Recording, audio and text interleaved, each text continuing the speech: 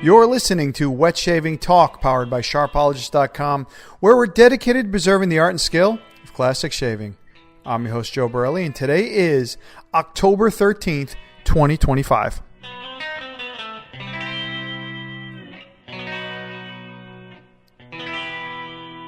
Hey guys, welcome back to the podcast. I am so happy to be doing this show today after a little bit of a delay here. Yes, I do understand, guys. It's been a lot this year. This year is, for myself personally, has been a very busy year with my family, with my stuff, with basically my life. So it's been a little difficult to get everything on time, but I'm still producing content, still going through still wet shaving every day. There's no doubt about that. It's just a little tough to get on the schedule, which I've been working on, and now I'm starting to get a better schedule of work and everything. I just went through a whole leadership change in my job, so I have two new bosses. My boss and my boss's boss are brand new, so I haven't never worked with them, so learning that and stuff just been taking a lot out of me, I guess if you want to say stress-wise or whatever. I don't really get too stressed out in certain situations, but that kind of just a different way of doing things. If you guys have been through job changes and stuff, you all know what I'm talking about. It can be a little strenuous at times. It can be a little challenging, but overall, it's not the end of the world. And that's something that I've come to learn in my, I guess, almost 43 years of life. So, and I'll continue to learn. And some of you guys are out there, probably either nodding, saying, "Yeah, this happens. It's part of life." Just learning to adapt to it. So, took some time off from work. I took a vacation. Usually I take about a week off in October every year, really to get ready for the holidays. Being a retail manager, you know what's coming up, especially living in South Florida. Most people come, the snowbirds and stuff, they come around this time of the year. They start, November 1st starts our official season where we spike in sales, in business and traffic, everything. So the area gets a little bit more populated by about 30% where I live. So it is pretty... a big change from the summertime, but the weather has been really nice. Today was the first day. It was like 70 degrees outside this morning, which is beautiful. I know. I'm preaching to the choir, but when you wake up every day, it's in the 80s and it's very humid. The humidity seems to diminish a little bit. It's nice and cool. It's nice to take a walk outside and something that I enjoy doing. So that's just a nutshell going on with that. I mean, also guys, I've been working on I am an amateur mechanic, so I do like to work on cars. I have an old Mustang that I've owned for years and years and years, and I've been saying, this is the year I'm going to finish it, and I've actually got about 70% of this car finished. So that's been taking a lot of my time as well, and just really enjoying working on cars. My father, being a mechanic for over 40 years, kind of taught me how to do it, and I've been amateur, not professional at all, not certified. I just work at home. I have a pretty extensive list of tools, and I love YouTube because YouTube helps you out tremendously. And I really wish that was out when I was in high school because I made tons of mistakes on cars when I was younger. But I've been doing that, and then also just wet shaving away. Man, I just really enjoy wet shaving. Been keeping straight razors nice and sharp, using my double edge. Lately, I've been using some newer double edge razors just to play around with them. And I feel that sometimes I neglect them at times when I use certain razors. So trying to keep it, I guess if you could say, got a nice variety of wet shaving products and keep going on that. But enough about me. Let's talk about the wet shaving world. So today on the show, I'm going to go over a skill such as loosening the handle of a double-edged safety razor. Does it provide a better shave, a different shave? What are your thoughts? What about shimming a blade? Does that help? We'll talk a little bit about that. I haven't talked about that, I don't think ever. And you know what? It is something that a lot of wet shavers do. And it can provide a different shave. We'll talk a little bit about what you can and what you can't do with that. Are you really going to cut your first strop as a straight razor shaver? I'll tell you my thoughts on that. We'll see if it's yes or no, or maybe so. Collector Series P160 Italian Shave Soap. This is one of the most collectible, if not the collectible soaps out there. And it is amazing. If you've never tried it, if you've ever tried it, you know. If you've been around the wet shaving world for a while, you do know. If you're fairly new, well, you may not. We'll talk a little bit about that one because it's no longer made. And of course, the fall seasonal special is coming up on the 27th of October. I'm already working on it. I've spent tons of time on it. this year, and I'm really going to do a different type of show. I'll tell you a little bit about that too, to go over this, because this is the 10th one that we've done. So without further ado, guys, let's get on with the show. So I recently was reading, and I just saw a couple posts on this, and a couple of people asked, does loosening the handle provide a better shave? Does tightening the handle, does shimming the blade on a double-edged safety razor, does it provide a better shave? So if you look in the show notes, you can see the picture that I posted, which is actually from the original, in a Gillette package. And it says that Gillette is made so that when the handle is screwed tight, the blade cannot cut the skin. Some shavers find that they can secure better results by tightening the screw and then loosening it slightly, about 1/8 of an inch. This user, 1/8 of a turn. The user must find for themselves the adjustment which basically is best results for them, right? Is this a myth or a legend? Does it actually work? Well, it somewhat, yes, does work. And the reason is, why would there be an adjustable razor, right? So Gillette saw this back in the day, right, when they were making 3-piece razors, and they said, you know what? A lot of people are doing this. They want a more aggressive shave. They want a milder shave. Why don't we give them the option and make an adjustable razor?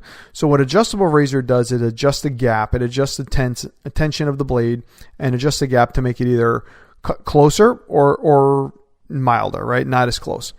So when you untighten the blade, you make the blade, I think, in my opinion, which is pretty true, you make the gap a little bit larger, right? You'll make it a little bit looser, or I'd say the gap will be changed to the point where it'll be a little bit more aggressive, right? You'll have a little bit more space, because when you tighten it up, it'll tighten it. You'll see the blade will concave a little bit, and you'll have more of, it looks like probably more of less of a gap, right? A blade gap, which we call it. And it gives it a little bit more of an aggressive shave. If you shim it up a little bit, that can give you a little bit more space. That can maybe make it a little bit, I would say, milder, right? It would be milder shave. So that's on that sense.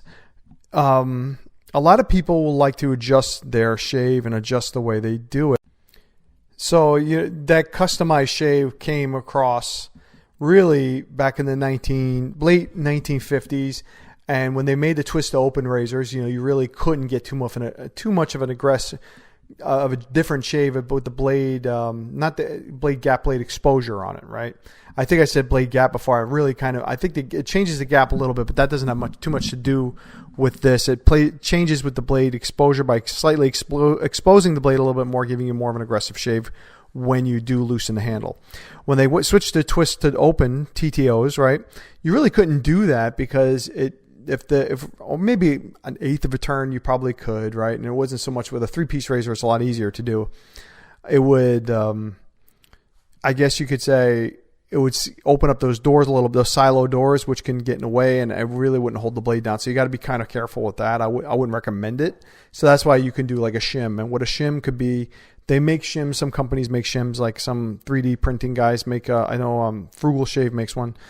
But you can just take a regular blade, right? A blade, double-edged blade, and then take a pair of scissors or tight scissors very carefully and cut the blade part off. Cut the cutting edge off. You can shim your razor like that, and that will make it a little bit less aggressive, right? It'll decrease the blade exposure if you wanted to shim it. So, there's a couple ideas there you can do with the razor. So when people ask, hey, does loosening the handle work? Yes, it does. It's not recommended in modern day, but it does actually make your shave different. And Gillette, in proof in the pudding, here's right in the show notes is an excerpt right from Gillette where they said, hey, yeah, this will adjust it. And this is where the idea for an adjustable razor came from, because a lot of people wanted more aggressive, less aggressive. They were shimming it. They were doing all these other things. And Gillette's like, hey, you know what? We got this. We'll make this. We'll come out with it. And whether or not Gillette was the first one to do an adjustable razor still is, I guess is subjective. A lot of people think that Apollo made the first one. The Micron was one of the first adjustables, which is very true. It could be.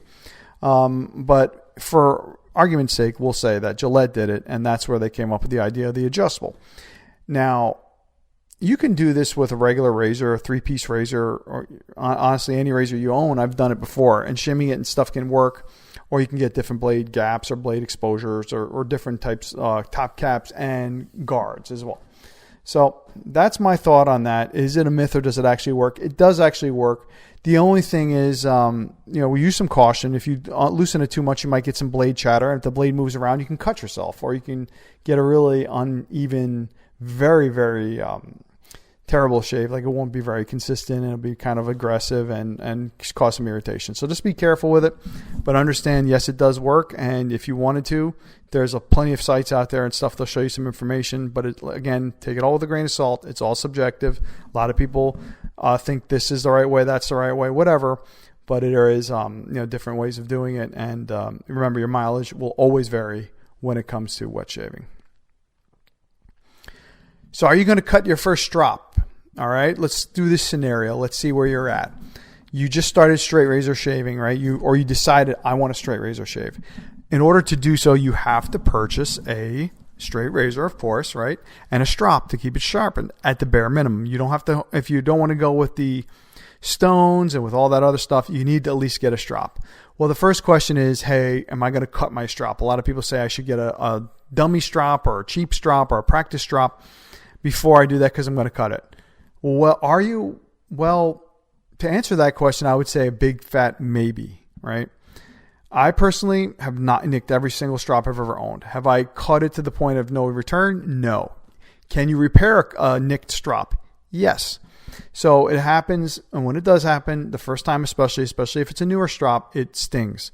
I have actually purchased strops that I've avoided using because I didn't want to strop it. I didn't want to make a mistake and nick it or slice it because I spent either a lot of money on it or I really wanted one. I'll give you an example. I bought a Tony Miller strop. I have a brand new Tony Miller strop. I was so scared to use it. It was still in the original packaging for years, right? Because I know Tony Miller is the modern strop gentleman. He's the guy that's been doing this, Heirloom Strop Company, if you have never heard of him. He's been making strops since I've been wet shaving, so a while. And they're really special. And honestly, I'm afraid he's going to retire soon and I won't be able to buy a new one. So I wanted to keep one in really good shape. And I didn't use it. And you know what? If I use it, I've used my Illinois strops. I've used my straight razor play strops, all my other ones that I've owned. I've nicked them a little bit. You know what? A little bit of a very fine grit sandpaper, 1,000, 2,000 grit can take out most nicks. And then a little neat's foot oil can take care of it and make it really nice and shiny again and work, right? Leather is very durable. It's a very durable product. And with the proper care, you can have a leather strop for years. So the question of the day is, are you going to cut your first strop? Well, you know what? A lot of people do. A lot of people don't. But, if you do, it's not the end of the world. So don't worry about it. But yes, you are probably going to cut your first strop. You're also probably going to cut yourself when you're shaving with a straight razor. It might be a little nick here and there, but I very, very rarely have ever met anyone who said they've never cut themselves with a straight razor or a safety razor, right? We've all done it. We've all nicked ourselves. We've all had a little bit of blood here and there. And, it happens. So I wouldn't put too much emphasis on this one, guys. If you do end up cutting your strop, big deal. Everything will be okay. You'll be able to get another one or fix your strop with a little bit of tools and elbow grease. You'll have it back to normal. And finally, the collector series of this month. I cannot believe I haven't mentioned this yet. And I was looking through the notes and I was really looking to see, hey, what can I get for this? Or what would be a great item to talk about? And there's nothing better than talking about P160 Tipo Morbido shaving soap. Now, this shaving soap was a staple for Italian barbers for years, right? Years and years and years. It's a scent that's very known with Italian barbershops to the point where many people have replicated this scent in Italy as well. That almond cherry scent that you usually get with some Italian soaps. That's where this came from, P160. Now there's a whole line on this actual shave soap company, right? There's a whole bunch of where the number P160 comes from. There's two different versions of the P160. You have a hard and a soft version, the soft one being like a paste, almost like a cream, and the hard version being hard like a bar soap. And it really was like a staple for barbers, and a lot of people who went to Italy or lived in Italy knew of the scent and enjoyed it, right? They knew it and they felt, hey, this is what a barbershop should smell like. I agree with them. Having never had a shave in Italy, I do know that just smelling it does smell very clean and fresh. So the soap's popularity emerged really in probably the 2000s, early 2000s, when wet shaving became more popular on the internet, right? And more guys would try it, and they're like, hey, I was in Italy, I tried the soap. Well, hey, I want to try that. They look it up, they find it online. Pretty soon vendors picked it up, and now and then you can get it in the United States with no problem, right? Or if you're in Italy, you can get it just going to the store. And a lot of people were getting into this and saying this is a great soap. Well, then I think about 10 years ago now, maybe a little bit less, give or take a year, P160, the company went out of business. They shut down, right? They retired, whatever. I'm not sure what happened. And the P160 was out there and gone. And then I think Razor Rock took it. They made our own version of that soap, which is really nice. It was very close to it. And they sold it for an affordable price, very similar, and it was great. I even had like similar packaging to it. A friend of mine, a wet shaving friend, gave me a small puck of the original 160. I still have it. I've only used it a few times, and it still has that really good smell. I'm keeping it as like really it's a collectible item because I'm never going to get real P160 again. And there was, I think Razor Rock was selling the last 2 or 3 kilogram like block of it that they bought from the factory, from the actual manufacturer, to do a donation of $10,000. So if you buy it, they would donate $10,000 to somebody or whatever, and they were charging $10,000 for it. So that was the end of that. And you can find some people that have it here on there, but I mean, really the most up-to-date version of this now, the newest version gets over 10 years old, so you're not going to get a very, the original version anymore. It's got some age to it. Usually soaps get hard when they get older. They lose their scent, but they still retain their latherability, so they're still very good. But this is a soap, man. This is, if you haven't tried it, it's really good stuff. Razor Rock 160, I don't know if they still make it. I think I still have a little bit left, or I might have used all mine up. I really enjoyed that scent as well, and it was the closest thing to it. But also you can use, there's a couple other scents out there that are very similar to it. They've got that almond essence to it. You already know which ones I'm talking about. So I think a couple of them you can just look up the scent and you'll see it and get your take on it. So really, we salute you, P160, even being out of the game for some time.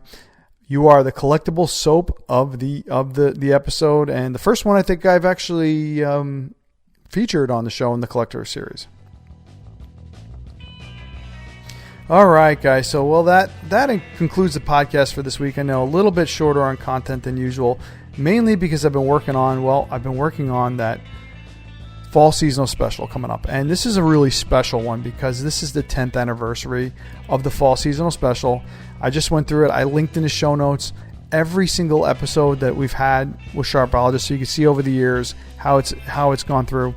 We've got 2016 through 2024 with 2025 coming up on the next show in 2 weeks. I've been spending a lot of time on that, so that's kind of why I'm a little bit short on content and making it really fun for the 10th anniversary. I will do some throwbacks to the best of each year, I think, and I got a little bit of a couple of surprises coming up throughout the years of the Wet Shaving Talk podcast and this actual special itself. One thing I got to say, guys, I look forward to, even though we're not talking one-on-one, I feel like I'm still talking to you guys, and I hope that you guys find some solace with this podcast and listening to this stuff, especially try to make it around that 20-minute mark, so when you go to work, that's about the average commute, so you can get it for a drive to work and be able to listen to the whole thing. And I think that's what I really enjoy when I listen to podcasts. My commute's about 45 minutes, so if I can get something in between that, I'm good to go, and I don't have to live in a cliffhanger. So guys, as always, feel free to email me at joe.wetshavingnews@gmail.com. And don't forget, our podcast is presented by Sharpologist, What Your Father Didn't Teach You About Shaving. Don't forget to check out my blog site, shavestraightandsafe.com, and take a look at my book, The Modern Guide to Straight Razor Shaving, available at Amazon, Barnes & Noble, and Pasteur's Pharmacy in New York City. If you're a vendor and you want to be featured on a show, you have any questions, always feel free to email me. And guys, until our next show, the fall season special coming up in a couple of weeks, shave straight and shave safe. Bye-bye now.